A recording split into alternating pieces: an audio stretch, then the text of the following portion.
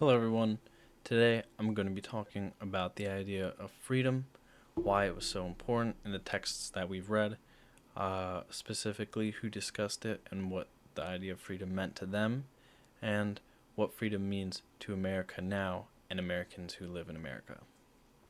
So, before America was even created, it was defined by this desire for freedom. William Bradford, a Puritan separatist who's in fear of the Church of England, escaped to the Netherlands initially for safety. He says, "Yet seeing themselves thus molested, and that there was no hope of their continuance here, by a joint consent they resolved to go into the Low Countries, where they heard was freedom of religion for all men." This establishes the American desire for freedom very early on, and his determination to follow his own religious freedom and practices set the standards. And now the value of choosing to live your own life and taking that power was very important, and it stuck around as the nation began to develop.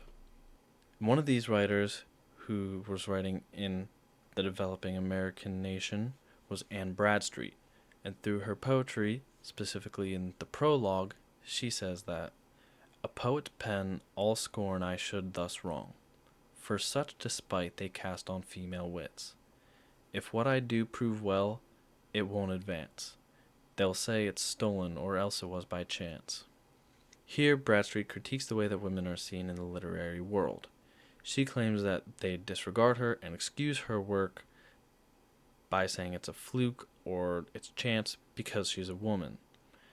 Bradstreet wants this mindset to change, and she wants all women's intellectual abilities to be fully recognized. Society ignoring her works and writing them off as unworthy infringed on her freedom of expression, and Bradstreet uses her poetry to push back against the standards and question why women's writings are not as respected in society. Another woman author that represents early American ideas of freedom was Phyllis Wheatley. Wheatley writes about her wish to live in a world free of slavery so that nobody has to experience the same horrors that she did. She frames this scenario as if she's talking to God about her love of freedom. She says, "Should you, my lord, while you peruse my song, wonder from whence my love of freedom sprung, I, young in life, by seeming cruel fate, was snatched from Afric's fancied happy seat." With this section, she conveys the message that black people are also under God's grace, using the point of view of God to humanize her. Here she explains that she has a special love for freedom because of the experiences with her freedom in Africa being taken away. So, recently in the media, the Israel and Hamas war has been constantly in circulation. The nature of the conflict and the morality of each side is in debate every day. The awareness around this conflict is especially high in the younger generation because of social media getting information around so quickly. This has led to many groups forming in support of Palestine in universities and colleges all across America, although not everybody shares their point of view. Like at the Brandeis University, where the president issued a statement announcing that the university would no longer recognize their chapter of the National Students for Justice in Palestine. He claims that the group supports Hamas and their violence towards the Jewish people.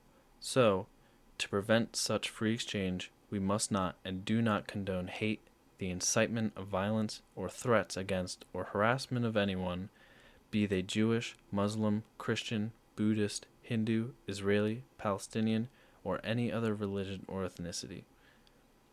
With this conflict, we can see that there are still fears among the American population of threats against their religion. This limits their freedom of religion because they won't be able to practice in public without feeling threatened or discriminated. Along with anxieties surrounding religious freedoms, we see that there are still examples of women's freedoms being unconsidered and their value being neglected in American society. Even in this age, we see that policies like the SAVE Act raise controversies surrounding women's freedoms. This act requires the voter to provide a birth certificate or passport in order to vote, but this can be restricting to married women. Not many people have a passport in general unless they traveled outside the US, and women who are married who have had their last names changed will not have their name appear the same way as their birth certificate. Along those same lines, this has potential to affect the LGBTQ plus community as well, as people who transition will often change their names, those of which who legally change their names would run into these same issues. While there are systems in place to get that information that's needed, it would include providing additional documentation which may not be easily accessible. These extra hurdles would restrict women, transgender, and many other people's freedoms to vote by making the process difficult and time consuming. In the new millennia, we also see the issues of racial injustice, and the restriction of rights for people of color is still very pervasive in America. Harold Stolper writes about his investigation into overpolicing in New Neighbors and the overpolicing of communities of color. He monitored minor quality of life complaints in different neighborhoods and found that, in spite of their relative infrequency, summons and arrest outcomes are 3 times as common in lower income communities of color with high influx of white residents compared to lower income, high influx communities that were already predominantly white in 2011. Since the communities of color were so much more likely to receive summons arrest for minor complaints in comparison to the white communities, we can see that there are still struggles to maintain freedom in American society.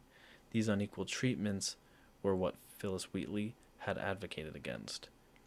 With these early American texts, we see what freedoms each author valued. Bradford wanted his religious freedoms from the Church of England. Bradstreet wanted women to have the freedom to be recognized for their intellectual prowess, and Wheatley wanted the world to be free of enslavement and racial prejudice.